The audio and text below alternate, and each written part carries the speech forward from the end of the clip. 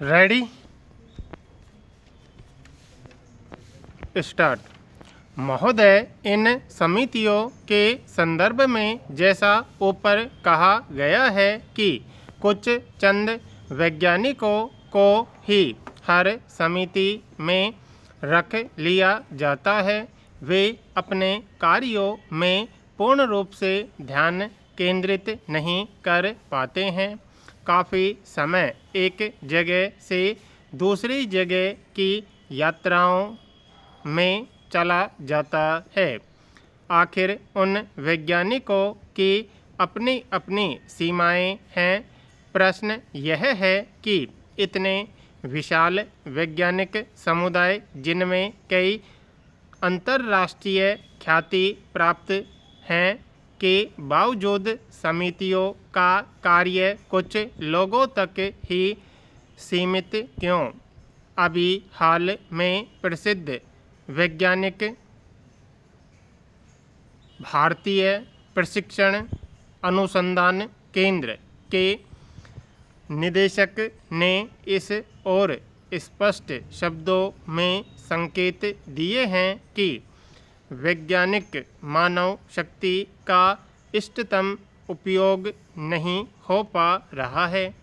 इसलिए आवश्यक है कि ऐसी संस्थागत प्रणाली तैयार की जाए ताकि अनुसंधान एवं विकास में लगे वैज्ञानिकों और औद्योगिक इकाइयों में अधिकाधिक पारस्परिक विचार विमर्श के साथ साथ एक मधुर तालमेल भी बैठ सके। प्रश्न किसी को दोषी ठहराने का नहीं है, बल्कि राष्ट्रीय हित को अहम समझते हुए कार्यक्रमों के दौरान आ रही कठिनाइयों को हल करने का है। वैज्ञानिक उपलब्धियों में जो अपेक्षित प्रगति नहीं हो पा रही है, उसके लिए एक और नीतियों तथा उनके कार्यान्वयन में कुछ कमियां हैं, तो दूसरी ओर वैज्ञानिकों के कार्य के प्रति व्याप्त उदासीनता भी है। इसके लिए सक्रिय वैज्ञानिकों तथा नौकरशाही के बीच उपस्थित बड़ा भेद कुछ हद तक जिम्मेदार कहा जा सकता है। किसी भी राष्ट्र की विज्ञान और तकनीकी की प्रगति इस बात से नहीं आंकी जाती है कि उसके प्रबंधन नौकरशाही का स्वरूप कितना बड़ा है, बल्कि उसके शोध कार्यों की गुणवत्ता कैसी है।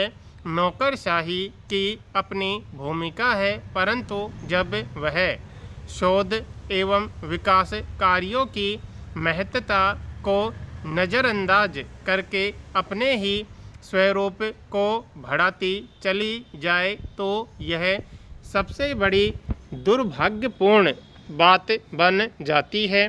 शायद यही कारण है कि आज वैज्ञानिकों की रुचि वैज्ञानिक कार्यों से हटकर प्रशासनिक कार्यों की ओर बढ़ रही है।